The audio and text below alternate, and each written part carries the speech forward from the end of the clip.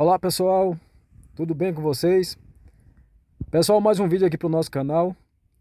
Você que não é inscrito ainda, se inscreva, dê um joinha. Se o vídeo for bom para você, compartilhe. Se inscreva em nosso canal aí. Pessoal, eu estou com o Sentra aqui 2015, modelo B17. Quero trazer uma informação aqui, quero ser bem rápido aqui na informação. Compartilhar aí, né? Conhecimento, informação, é bom quando é compartilhado. Pessoal, eu tenho esse carro aqui desde 2019.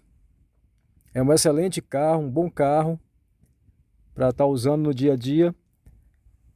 Mas há uma reclamação aqui, pessoal. Muita gente reclama da suspensão, principalmente a parte dianteira desse carro, por fazer muito barulho, pancada. Você aí que é dono de Sentra, ou até mesmo você aí que é mecânico, trabalha na oficina. Eu já tive algumas experiências aqui com a suspensão desse carro. Uma época atrás eu troquei os coxins dianteiros, coxinha de amortecedor, pois havia um barulho e essa parte foi resolvida.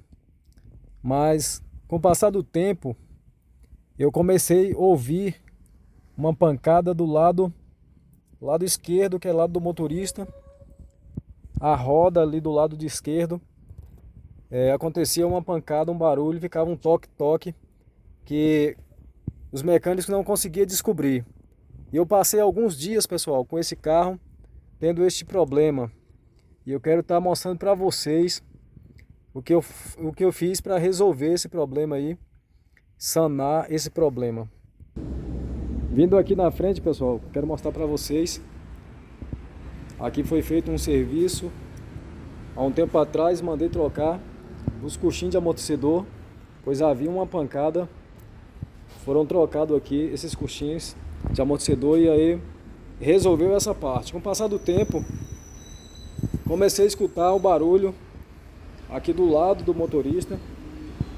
E aí levei mecânico, mandei alguns mecânicos olhar e não conseguia encontrar. Até que um dia eu resolvi fazer o reaperto das rodas. Essa aqui é uma dica matadora, uma dica que vai servir para muita gente aí que está sofrendo aí com esse barulho sem conseguir descobrir. Pessoal, esse carro é um carro de aro 17, roda grande. Então quando vocês mandar fazer alinhamento, passar em borracheiro, então vocês têm que estar prestando atenção.